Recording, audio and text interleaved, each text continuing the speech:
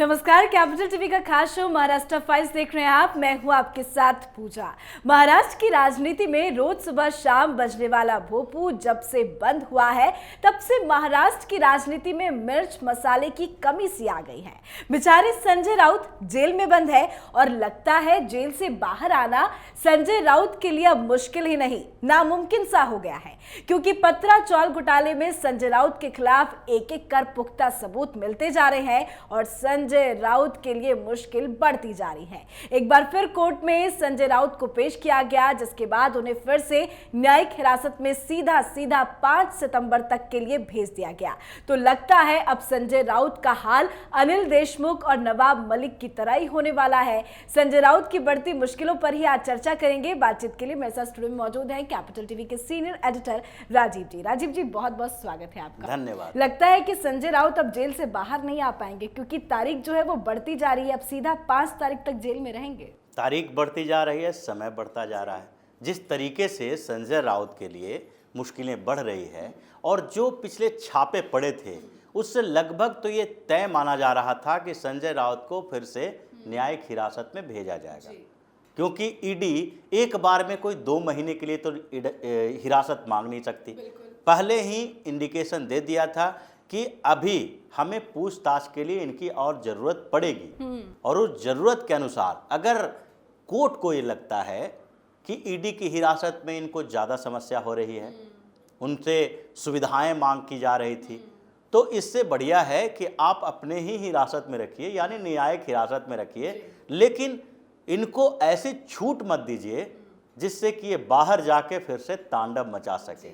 यानी जो आरोपी हैं और जो गवाह बने हुए हैं इनके खिलाफ, उनके साथ भी ये छेड़छाड़ कर सकते हैं, उनको डराने धमकाने की कोशिश कर सकते हैं, क्योंकि महाराष्ट्र में ये कोई सामान्य मामला नहीं है।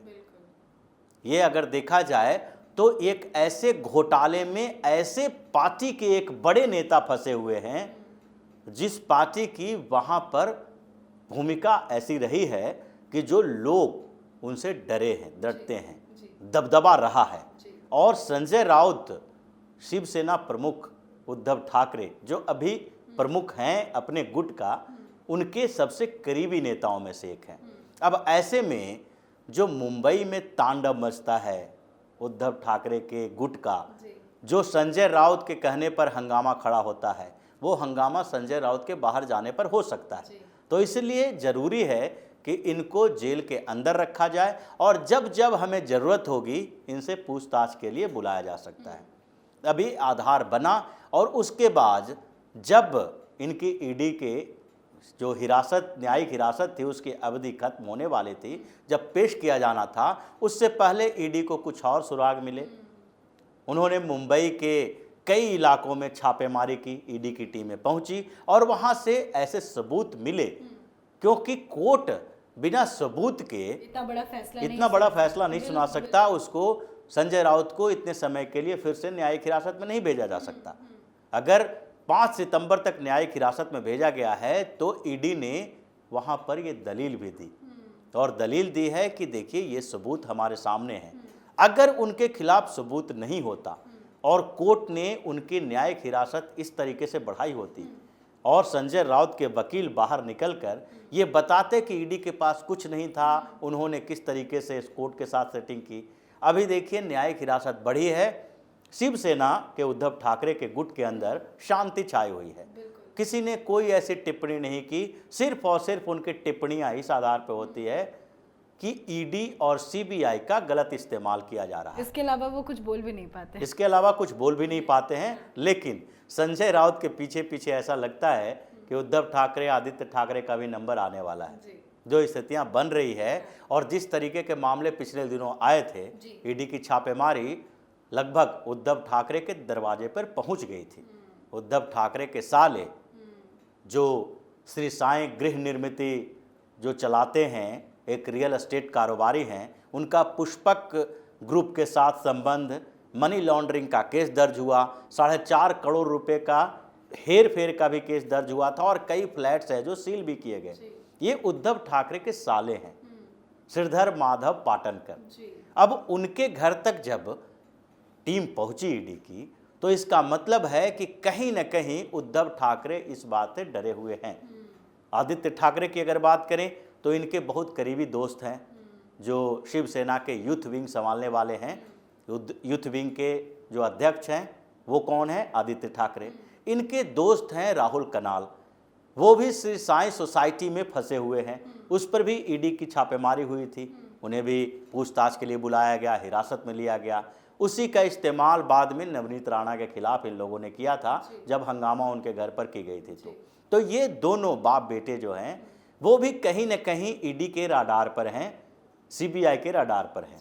इनके खिलाफ भी मामले हैं और अब धीरे धीरे जब सबूत मिलेंगे तो इन दोनों को भी पूछताछ के लिए बुलाया जाएगा। जी, मतलब अभी जो हाल ही में ईडी की छापेमारी हुई थी, अलग अलग ठिकानों पर साइलेंटली छापेमारी हुई थी, हालांकि लोकेशंस का पता नहीं चला था कि कहाँ किन किन जगहों पे छापेमारी हुई, तो लगता है कि उसी का एक्शन है कि संजय राउत को सीधा जेल भेज दिया गया 5 तारीख तक। बिल्कुल ऐसा है और दिखाई भी पड़ रहा है, क्योंकि कोर्ट में जो सबूत पेश किए गए उसमें से ईडी ने कोर्ट में कहा है, ये बात हुई है कि देखिए संजय राउत अकेले नहीं है इसमें, संजय राउत डायरेक्ट प्रॉफिट लेने वाले हैं।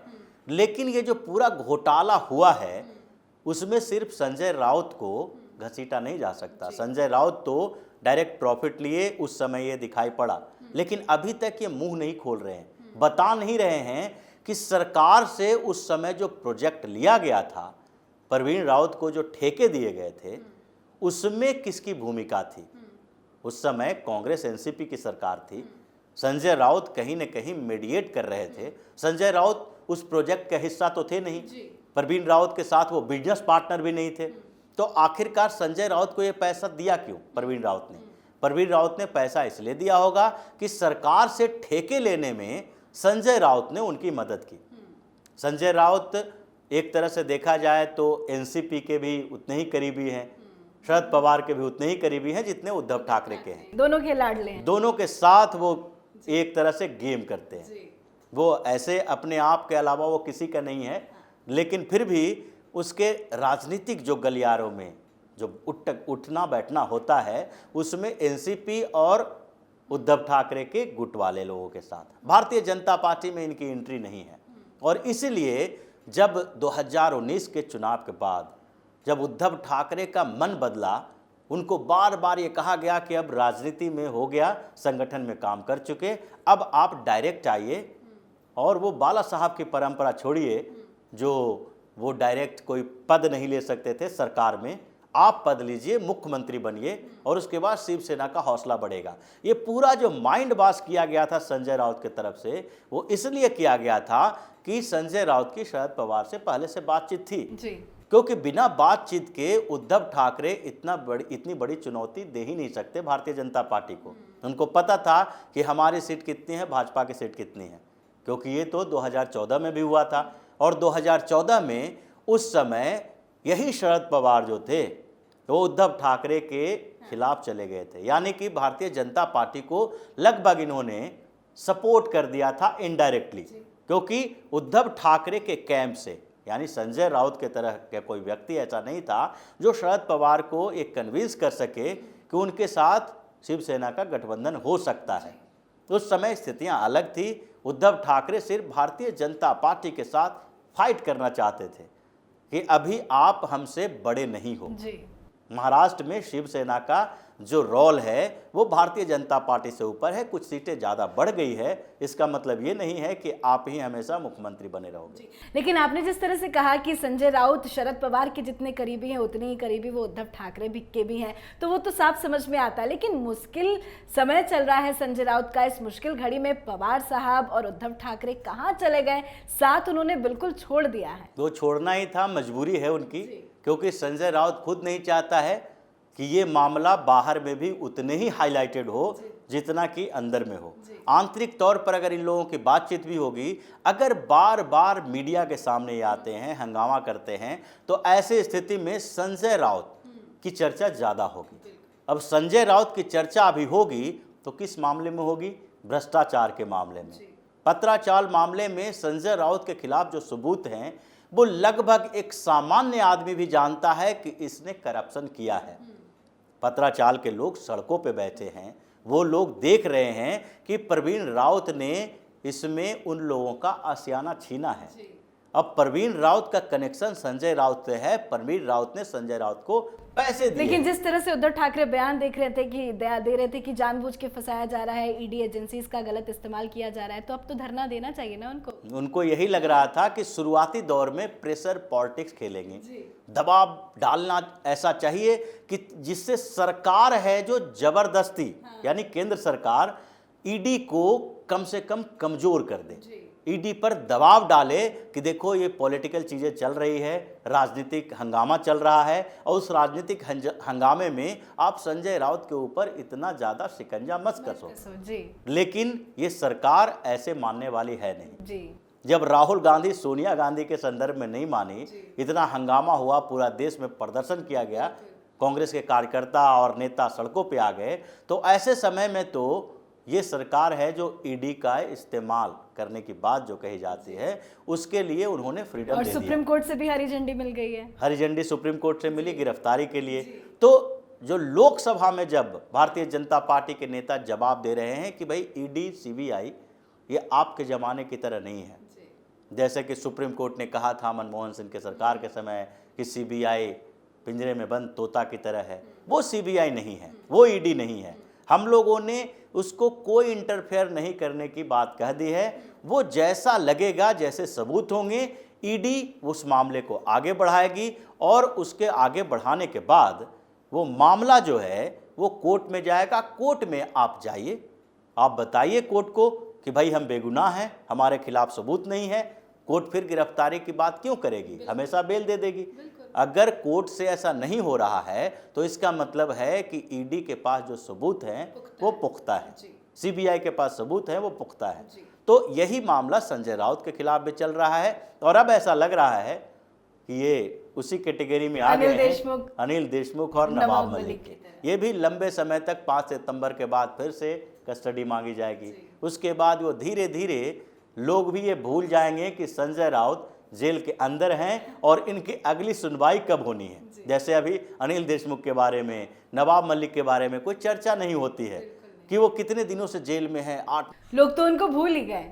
बिल्कुल। और इस तरीके से जिस तरीके से इनको आगे की कस्टडी मिल रही है वो धीरे धीरे संजय राउत को भी भूल जाएंगे कि कितने दिनों से जेल के अंदर हैं। और इसलिए उद्धव ठाकरे चाह रहे हैं कि अब उनको भूलने दो, अब अपने तरीके की राजनीति करो, क्योंकि नंबर तो इन लोगों का भी आने वाला है, पवार परिवार का भी आने वाला है। तो ऑर्थर रोड में जो जेल है, ऑर्थर रोड जेल, उसमें जो नए कमरे बनाए जा रहे हैं वो कमरे इन्हीं लोगों के लिए बनाए जा रहे हैं और धीरे धीरे उनकी संख्या बढ़ने वाली है।